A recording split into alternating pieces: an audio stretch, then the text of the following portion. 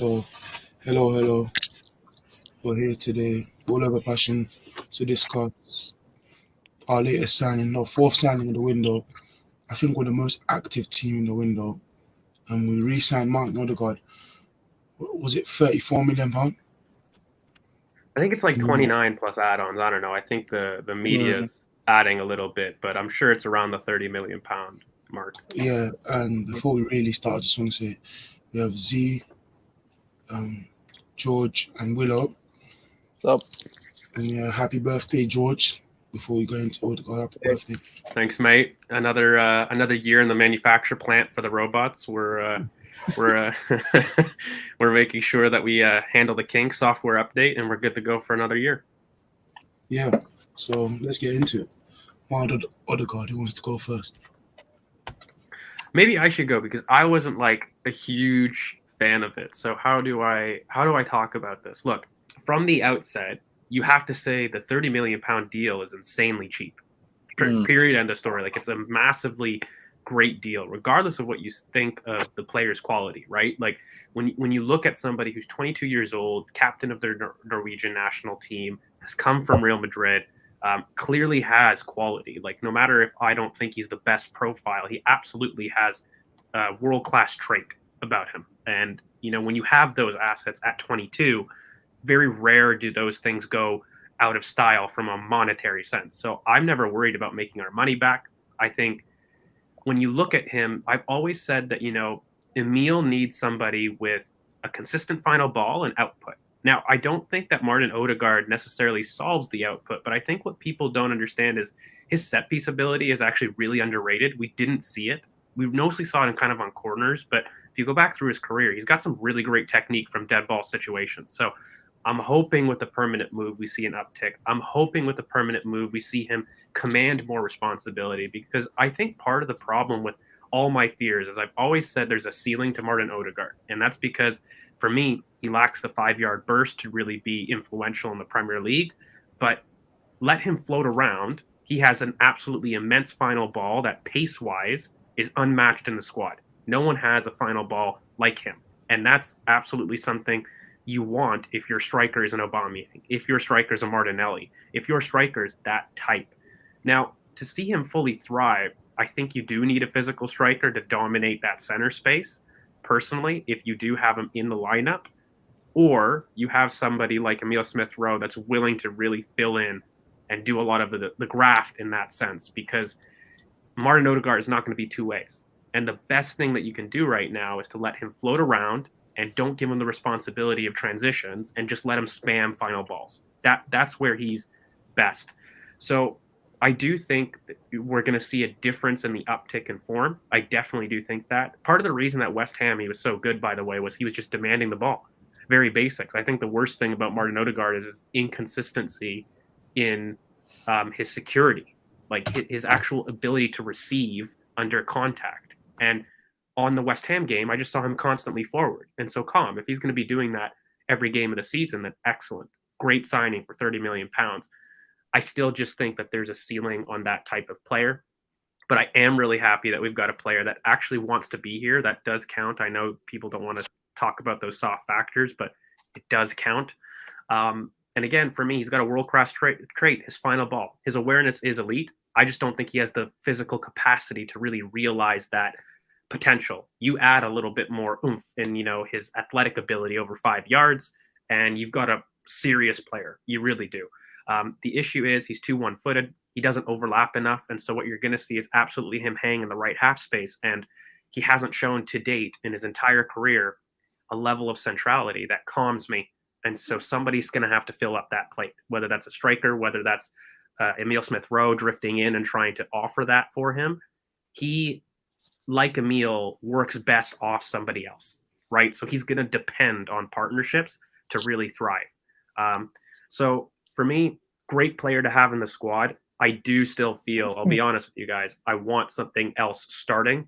But in terms of the deal, in terms of the overall kind of player that we're getting, you can't discount it, right? Like, despite me not thinking that he's the best profile-wise for what we need, he's definitely good enough for a squad. He's definitely good enough long-term, and he'll definitely make your money back. So, yeah, I'm happy but disappointed. If that can be the case. No, I think I'm in a similar situation with Martin Ødegaard. Like, there's obviously qualities I like in Martin Ødegaard. I think he's also quite a good leader. He's captain of the Norwegian team. He's also, like, we had the open mic of him as well in the West Ham game, and you saw what he's like. He is very talkative on the football pitch, and I think we need that. I don't think there is a lot of vocals on the pitch, and I think you need them in each final third. So Martin Ødegaard, he was very, in that game especially, he's very vocal. And I've seen that. He does a lot of hand gestures. I think he also helps a lot with the press. He helps initiate the press a lot when he is playing. So I think that is really good, because I think that is what we are going to look to move towards, is pressing a lot more aggressive. And I think he can help with that. But yeah, I wanted an attacking midfielder that will play in the whole turn. And then, as you kind of said, George, do the 5-yard burst and then take the ball forward. So it's not exactly what I want, but as you also said, he's got that world-class final ball, which we do lack a lot of the times when we are breaking down them Burnleys and them type of teams. He will help. He will help find that final ball. And go to the Crystal Palace game. We were finding it so difficult to break that Palace team down, and he found that final ball into Martinelli. He's got that world-class ability. So, there's some very good things, but he is limited as a player for what I want. He can be predictable as well. I think he can be bullied out of games, which is the only thing I don't like about Martin Ødegaard. Yeah, I mean, look, guys, I was quite skeptical of the signing just before, because look, I wanted James Maddison from the get-go. But look, when I'm trying to put everything into hindsight, I'm just trying to, just use my mind and see, like, what are the benefits of signing a Odegaard. Look, you cannot never have too many attacking midfielders, and I feel like what Arteta or what Arsenal are trying to do, are probably trying to build up a portfolio of attacking midfielders. Because look, what Unai Emery and Arsene Wenger towards the end of his regime, what they did was they got rid of all our attacking players, and we were lacking, I mean, in abundance. So look, you cannot ever go wrong with too many attacking midfielders, especially someone of Martin Odegaard's ilk. I still feel like even if it's this window or in the future window, we'll probably go for another attacking midfielder to also add to the team. But yeah, I mean, I'm okay with the signing. Why am I okay with the signing? I feel like now Martin Odegaard will probably have a sense of belonging. He will feel like he can step up, and he'll probably be a lot more relaxed in a team. He probably wouldn't have to think about, okay, where is my next move? Is Real Madrid watching me, or do I really belong at this club? Look, this is his club for the next 5 to 6 years. This is yours. You make it your own. So I feel like he'll be extremely motivated. And to be fair, guys, if we do end up seeing a glimpse of his performances from Real Sociedad at Arsenal, I would be extremely happy, because what I saw him perform there was absolutely amazing. Like, legit, I thought that he would be able to translate those performances when he came in on loan at Arsenal, but he didn't. But I'm hoping now that he's probably a bit more settled, probably knows the league a bit more, knows the players a bit more, we can see him replicate those performances. And if he does, man, that's benefit for everyone. And he might be even be able to make Willow and George happy. So it's a plus for everyone, man. You know what it is, Z, man? Like, hey, I'm trying to step back and understand some of the moves. What's very clear as a coach, I'll just let you know, is Arteta wants to increase the technical floor of this team. That's basic, okay? Like, look, for example, like William, when you look at the attackers here, he is looking for people that can get on the ball and participate in short combination play, okay? Those are the things that you can take away from an attacking sense of what we've seen from Arteta. And maybe that speaks to what he wants to do moving forward in combination patterns. I just feel there's a limit to this type of player. There really is. I've always said that there's a limit to Martin, and that's just athletic ceiling limits. And he falls in kind of the Granit Xhaka category of good at what he does, but limited. Good at what he does, but on his own wouldn't take a team forward. And so if you vision it with him as a starting player that is a Champions League trophy, I think, like myself, I don't see that. I don't see him in that mold. But if you say, look, he's part of the squad, then I start to say, absolutely. You know, Arsene Wenger, like you said, he loaded up on attacking midfielders for a very specific reason. He wanted to dominate the ball. And by the way, guys, we're competitive against the big six. It's really those below us. And in order to dominate those that are outside the traditional top six, you need to dominate your space in their half. And Martin does that, right? Like when you face low blocks, that's the type of player that you want to either come on into a game or sometimes start for specific scenarios. So look, he gives us options. I still don't think he's the guy. I wouldn't have chosen him as the guy. I'm still biting my tongue because I feel we may find somebody that is more complimentary that I've been yelling about for so long, since like last November, that could come in and make this plan seem a little bit more. Because if you're telling me Odegaard isn't the guy, but he's a squad option, I think everybody here on this panel goes, yeah, absolutely. We're not in a position to even say no to No, a guy this quality, because even if because probably all of our ideal player was Maddison and we didn't get him, so even if we had to get somebody to back up Smith Rowe, because only Smith Rowe isn't enough, so getting Odegaard in will only benefit us, I think. Not to the extent maybe that we wanted, but it will benefit us, and we have seen him do well in certain scenarios for Arsenal. There are other people we would have preferred who could still come in and Odegaard become an option that is a necessity, because the other teams around us, like City, have Bernardo Silva, De Bruyne, Foden. So you need options, and I think it's good that Arteta is looking at bringing in more than one player in and around the same position, because we will have injuries, and we know that. So at least let's minimize the risk of what that injury does to the squad. there's nothing wrong with that, man. When Arsene Wenger had his team, he had Naz, Rosicky, Arshavin, Fabregas, all of them in one team, like playing in the same team at one point. We never complained. Why are we always like? I see some fans complaining, "Oh, Odegaard is gonna, take away minutes from Emil Smith Rowe." Man, if it was up to me, I'd bring another 3 attacking midfielders in. Man, I'll just squeeze the team. I'll squeeze the team with all the attacking midfielders. Fill the bench with attacking midfielders. You can never go with the squad with 2 attacking midfielders, man. I feel like that's what made me support Arsenal. Was the plethora of creative midfielders at the club, and now obviously because I don't see them play, sometimes I feel like I feel disillusioned watching the team, because I used to see what Arsenal was and what they are now. So look, if we bring more attacking midfielders, I'm happy. But look, guys, I know there's another thing. I feel like I feel like the moment we gave Emil Smith Rowe the number 10, I feel like now we've probably thought of him as he is the guy. We're going to be banking our future on him, whilst we're going to also bring in midfielders, attacking midfielders, to start complementing him, and everything will be going through him, which is good, because I feel like someone like Emil Smith Rowe has immense potential. So I don't know, and we just have to see. Where it takes us. I think we do have to see where it takes us with Martin Ødegaard. It's just, as it is, it's 30 million, so it is good. It's not too much funds. There's a resell on value there, so I am very happy with that. The only thing I am like that was worrying me is like, does that stop someone else coming in like who is better? I know like we talk about like an hour coming in to complement, but obviously he'll play on the left hand side. But for me, it's like, if Martin Ødegaard say isn't working, do we have another number 10 that we could bring in? And Arsenal, correct me if I'm wrong, but I think Martin Ødegaard's the last attacking midfielder we've bought since Mesut Ozil. I don't think we've bought one since Mesut. And Mesut was bought when? 2013? 2014? Mm-hmm. So I think Mkhitaryan in the swap, but I don't think many do.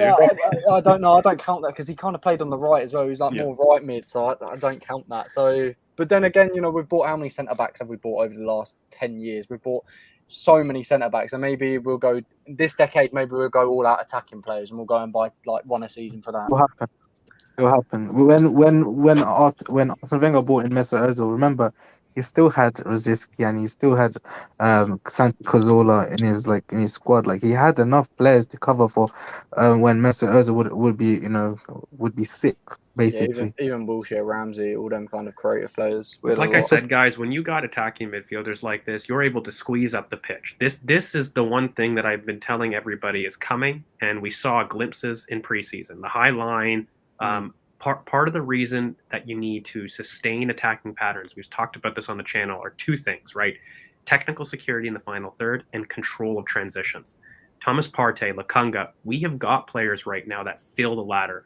The former about technical security in our front line isn't 100%, and Martin Ødegaard immediately solves that. He immediately solves the awareness in the final ball, which none of our players consistently perform.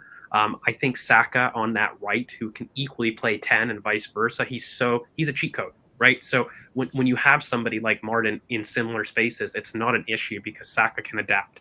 And so for me, we've got a cheat code there. Look, there is a level of, is he the guy for us 100% starting?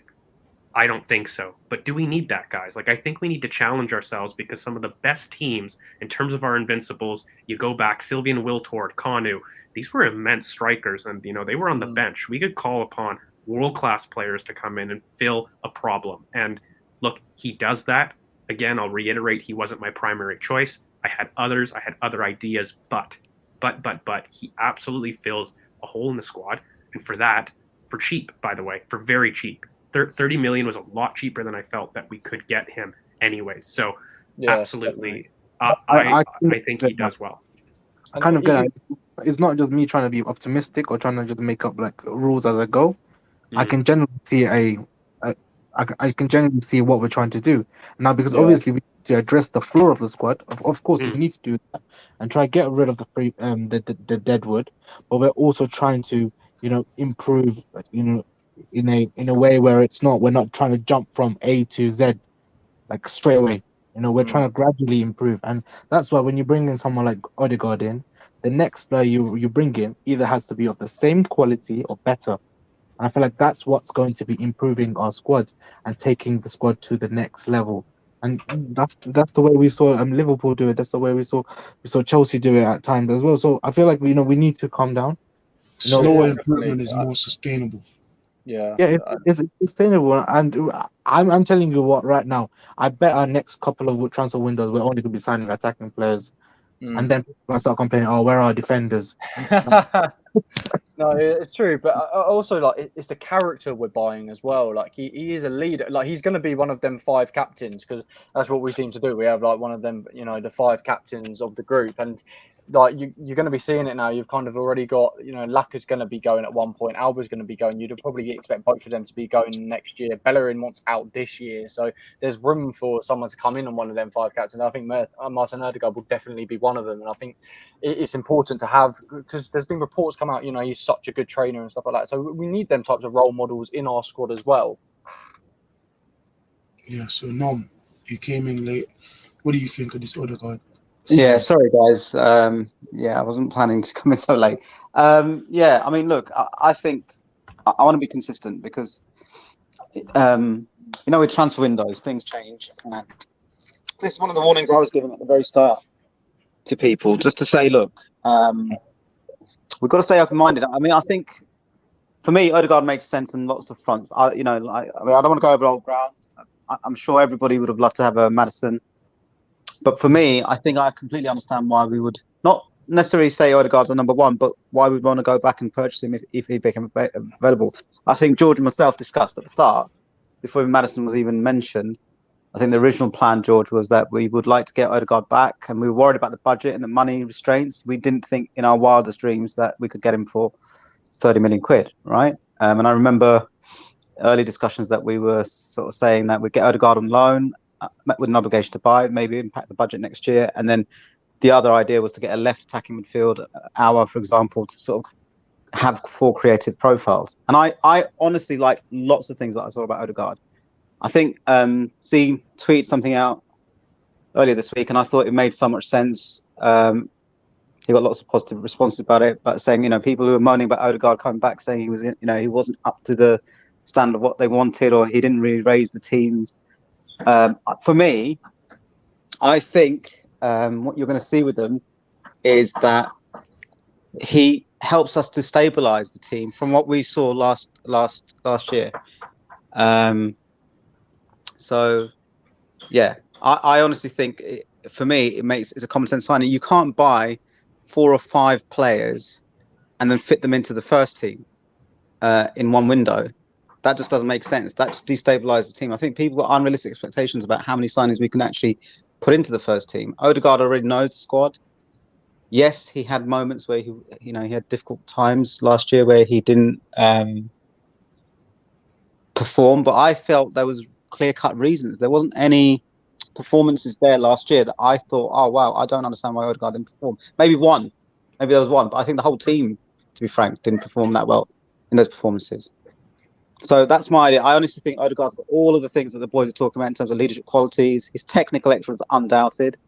I think if you think about that Brentford game, we missed that final pass.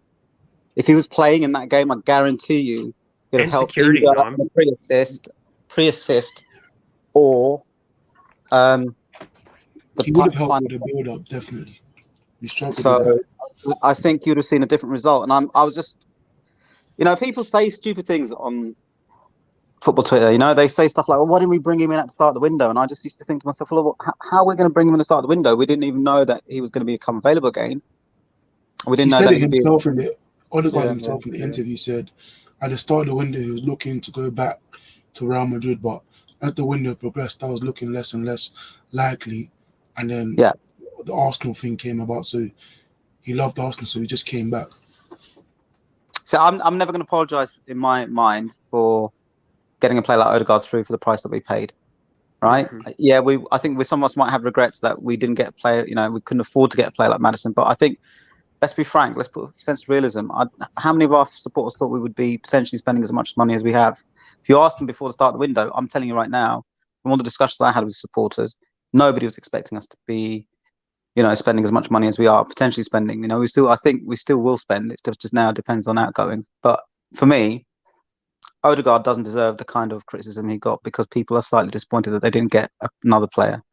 I think you're not allowed nuance, are you, Nom? Because at the end of the day, like I don't want to go back, and I don't want to. I've always said the reason I didn't like Buendia were very similar reasons. In fact, I think Buendia is even more athletically inclined than Odegaard, if I'm really being honest. But I don't think he's as sure of a final ball. Like these are little minutia, but at the end of the day, sure, we wanted him in the context of more.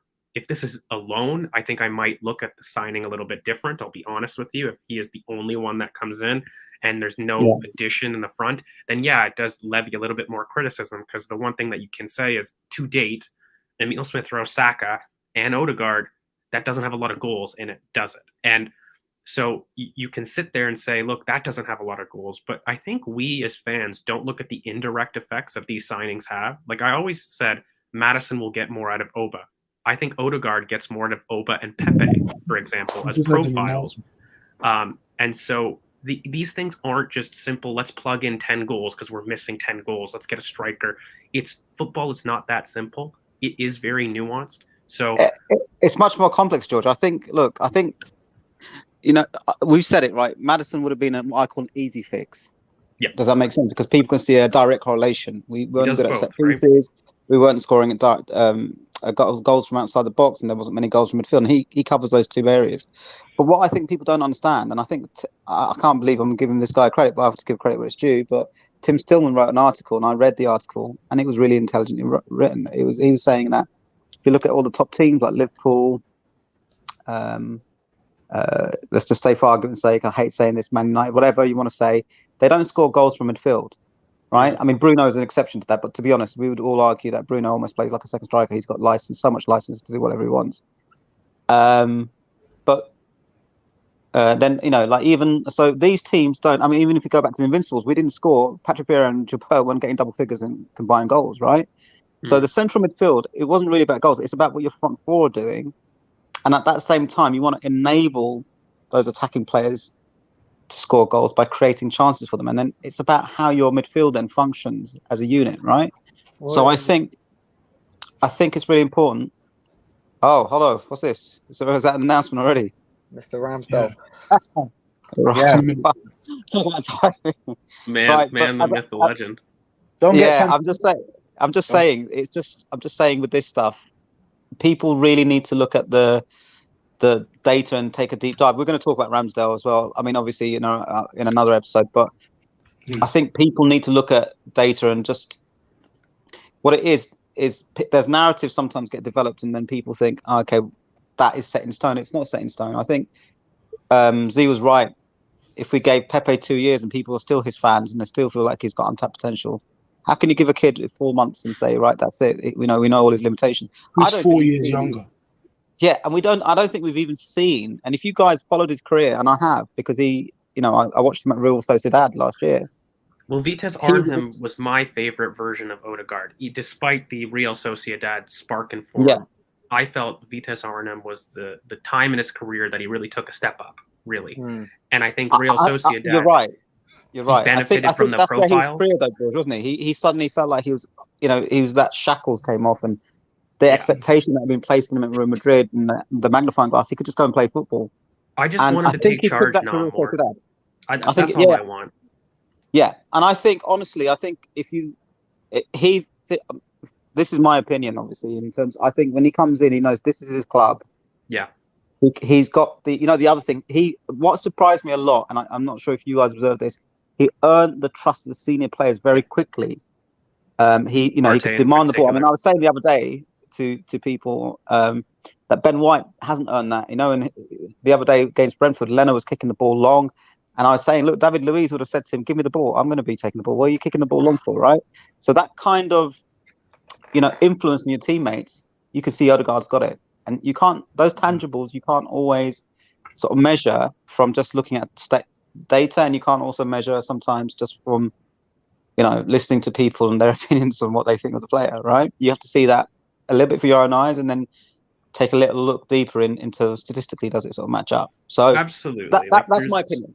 There's pros and cons to like any kind of deal, and look, at the end of the day, like you said, though, I looked at Thomas Partey, and if you look last season, Thomas Partey fired it into Martin Ødegaard when they played together more than any other player, even despite Emile, right? And it's because when you see that, you see a technical security that he can keep it. It's not just coming back to me. That's a problem that we have, guys. Like Brentford was prime example. It wasn't just floated balls. We just couldn't keep the ball in the attacking third. So look, he solves holes. I think he has limits. There's a ceiling to that type of player. But in terms of the squad, when you look at monetary wise, you can't go wrong. It's an asset that you'll recoup. And there are goods and bads. I think in isolation, it's not the greatest signing. That's the thing I would say. In isolation, without context of another addition, without context of other things. Because he kind of, for me at least, is a ceiling with depth. I don't see him as a starting game changer personally. But that's not to say that there's no improvement. That's not to say that there's no bad or no good things about this deal. There's a lot of really great qualities. And again, he solves a final ball. We don't have a world-class final ball guy in our team. So he solves a hole. If somebody solves a hole, it's a check mark for me. It's a check mark even more when he's 22 years old, when he's a leader of his national team. He's got other intangibles. People telling me that he presses. I do want to make one point. He engages. I don't know if he presses. And I make that point because he will block space excellently, but I just don't think he's got the athletic ability to compete when he is in transition. But he does block space, and he moves to where he does need to go. So in terms of a counter press, he does his job, right? And he'll do well. He will do well here. I think everything that the boys have said about improving your level when you feel trusted happens in any youngster who's moved, by the way, for 6.5 years. You know that? Like he's gone on like 5 different loans. And so that's very difficult to stamp your authority at the same token, right? So look, there's a lot more. I am okay with the signing. I'm not jumping for joy, but I'm absolutely okay with it. And it's not one of those that's like, why are you here? It's definitely not one of those. It's just, I wanted something else. But in the context of right now, it's a decent signing. George, for me, I mean, I'm slightly different. I'm actually quite excited by something because for me, I think there's potential there that we still haven't seen yet. So I think you're right about the counter pressing. He's very good at approaching the player and making them rush the play. But I did see a development in his counter, the pressing and the counter pressing, because I thought, do you remember if you saw the Brighton game? Twice he took the ball off Basuma, and Basuma is one of the most. I know you guys are all massive Basuma fans, right? And you know how technically good he is. He's very rarely loses the ball when he's transitioning. But he was really smart. He put pressure on Basuma. Basuma was not finding it easy that day, right? Carrying that ball out the sort of the first phase of play for Brighton, and that was impressive because I think because he's 22, there is still areas of his game within his limits that I feel that we haven't still worked on. So I'm really excited to see how the coaches get hold of that and how he adapts to the league, and then as is able to express himself in a team that he feels trusts him to be one of the leaders. So for me, those tangible things all point to me towards an exciting future for him. He just needs to stay fit, and for him to sort of understand his role within the team, which I think he does. He's just part of the puzzle now. That's what it is. He's not going to be the final piece. He's just part of the puzzle. And you know what? I feel like in the next few windows, we will see again more attacking midfielders, and then we'll see where we're in a better place. I feel like we shouldn't be judging the state of Arsenal just purely based on this window. I feel like we need to look at the long term plan. Arteta said that today. He said, in 1 year, maybe 2 years, because now everyone's in the moment. They don't really want to sit there and really look at it. But in 1 year, in 2 years, you'll see that we've done good. And I think this Odegaard deal is a good deal for us in the sense that even if you don't want him to start, he will play a part that will benefit us some way. And for me, that part, well, right now he probably does start. For me, I'd bench him, but yeah, he is a good player though. I've said that to a lot of people. I had to say it here. You know what I will say, just really quickly. Do you know what Martin Ødegaard is? He right now, you can't be upset because we have starting 11 additions that we believe have world-class potential and huge futures, i.e. Emile Smith-Rowe in the 10 and Bukayo Saka at right wing. So when you add somebody like Martin Ødegaard here, it's never going to be met with huge amounts of skepticism because we have the solution, in my opinion. I think where this differs is when you start to look at our team and some of those first choice options aren't the solution, and you start to bring people in there that also could not be the solution. That's the dichotomy. So when you look at somebody like, I don't want to hammer him, but Granit Xhaka, like we all wanted something different, but getting somebody like Sambi there, you can see the potential to improve on that. And so that signing is looked at as favorable because I think that, you've got a Thomas Partey there to help mentor him. The issue with a Granite and not improving there is if you don't get a youngster that's, going to at least improve the ceiling there, then you're limited by what those first choice can do. And I don't think Martin, even if we're wrong and, he does end up smashing it, then amazing. Who's going to complain about that? But let's say we are right and there is a limit to that ceiling. Do we have the players that are the solution? Yes. That's my answer to that. And so for me, it makes it okay to stomach this kind of signing because even if it doesn't work, and I'm more a pessimism than people actually think, I look at if signings don't work, do we have the solution and can we get our money back? That's my big concern. And I think it's yes and yes to both of those. So yeah, all in all, okay signing for me. I've got my reasons why it's not 10 out of 10. I think it's more than okay. It's not just average. I think it's a 7 out of 10 for me, taking into all the soft factors and stuff. Not one to necessarily move the needle on our ceiling as a team, but vital to improving some things that we lack. Okay. Anyone else want to rate the signing out of 10?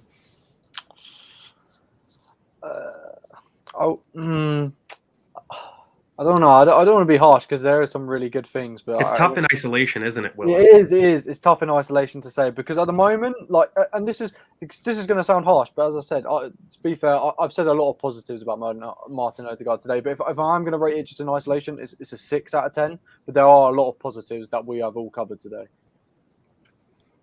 Z? A 7, man. A 7 out of 10. For me, it's probably 7.5 out of 10. And I say that just because he seems like really happy that he probably finally has some stability. So I think that will definitely benefit him to have the reassurance that Arteta values him and wants him to really play a part. And I think although he's a leader and a confident player, I think reassurance to the type of guy that won't do no harm. So yeah, I think him being given that reassurance that he's gonna be here is great. And finally, what do you rate the signing out of 10? I'm going to be super optimistic. I mean, look, for me, it's very rarely I come across a signing where I can't figure out what the plan would be for the player. So for me, I always try to look in the context. Very different for me to look at the player isolation and say, just taking this apart, because look, we've all been through the Arsene Wenger years, yeah. So if we took Song or Diaby and we took our first look at him, even first 4 months, would we rate those guys? I don't think so. Not from what we saw. This guy, I think, has been out there on the spotlight for a long time. I think he hasn't had that stability. I feel like he wouldn't have come to us if he didn't feel like he could really fulfill his potential. And I think that's what's exciting. I think the people who are going to play a big role in his career and what he does at Arsenal all feel the same vibe, right? So for me, I think it's an 8 out of 10 signing, because we've had in the past what I would say players that have come where we didn't really have a clear plan for them. I feel like we do have a plan with them. I think that plan is still going to develop over time based on who we add to the squad. And I think what he adds to the squad and the team overall is huge at this point in time. So for me, in the context of things, it's an 8 out of 10 signing. How he will fulfill that potential, I think, is always difficult. Doesn't matter how good the player is when they come to you. Does that make sense? So like, we've seen big players come to us before and they haven't made the sort of step up. Like let's just say Nicolas Pepe, for example. We saw there wouldn't be a person on the planet when he came to us first who wouldn't want that signing at their club, right? Don't listen to the other fans now. Most fans in other clubs wanted that kind of player. Then he came in and didn't quite fulfill or translate that potential, because that's what happens with signings. So for me, at this point in time, we desperately need a player of his profile, right? To add to the creativity that we lack. How that will translate over in time is dependent on the player, dependent on the coaches. So for me, at the moment, it's an 8 out of 10 signing. What happens in the future in terms of his development will be down to him, obviously, and that rating will change, I guess, you know? And that's the reality of football. You know, you get a transfer in and you rate them because you feel that they're filling a hole at a time. How they maintain that, how they increase that, how they develop that rating, I think, if we're rating players, which sounds crude, all depends on time and the player themselves. Right, so that's my opinion on it. I'm trying to explain why I'd give it such a high rating compared to the rest of you guys. Okay, so that's probably it for today. The Odegaard signing.